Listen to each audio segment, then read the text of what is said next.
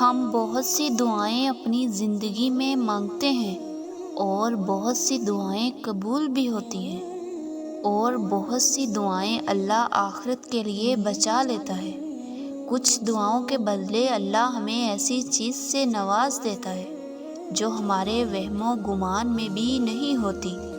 انسان تب تکلیف میں مبتلا ہوتا ہے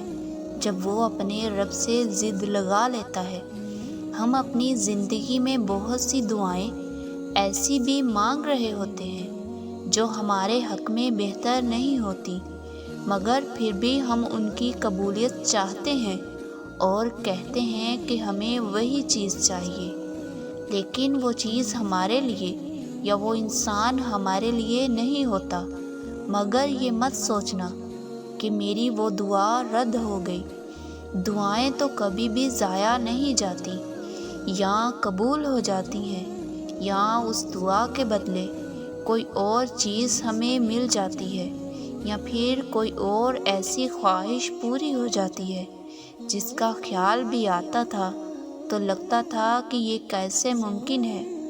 مگر ہم بھول جاتے ہیں کہ اللہ کے لیے کچھ بھی ناممکن نہیں ہے،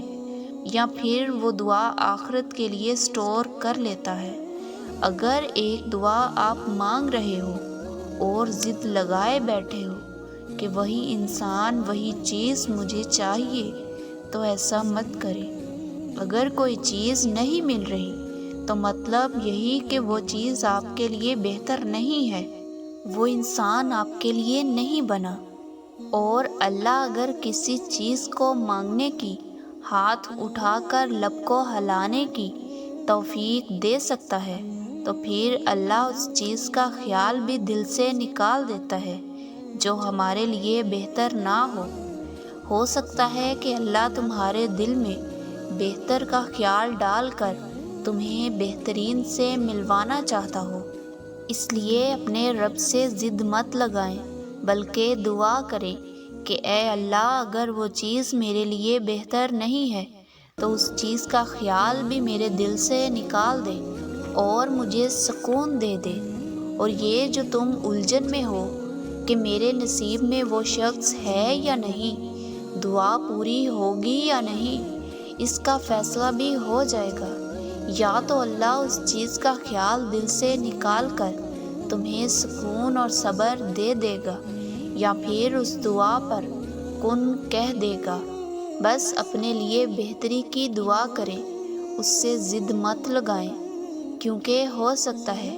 جو تم مانگ رہے ہو وہ تمہارے لیے بہتر نہ ہو، اور جو اللہ نے تمہارے لیے لکھ رکھا ہو وہی تمہارے لیے بہترین ہو، کیونکہ اللہ اپنے بندوں کے لیے غلط فیصلہ کبھی نہیں کرتا۔ ایک وقت ایسا آئے گا کہ تم جو کبھی شدت سے مانگ رہے تھے اس کے نہ ملنے کا کوئی ملال تمہیں نہیں ہوگا، بلکہ جو اللہ نے تمہیں اپنی رضا سے عطا کیا ہوگا اس پر تم شکر مناؤ گے، کیونکہ تمہارا فیصلہ غلط ہو سکتا ہے مگر اللہ کا فیصلہ کبھی غلط نہیں ہو سکتا۔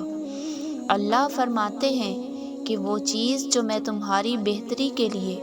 تم سے دور کر دیتا ہوں، اگر تمہیں معلوم ہو جائے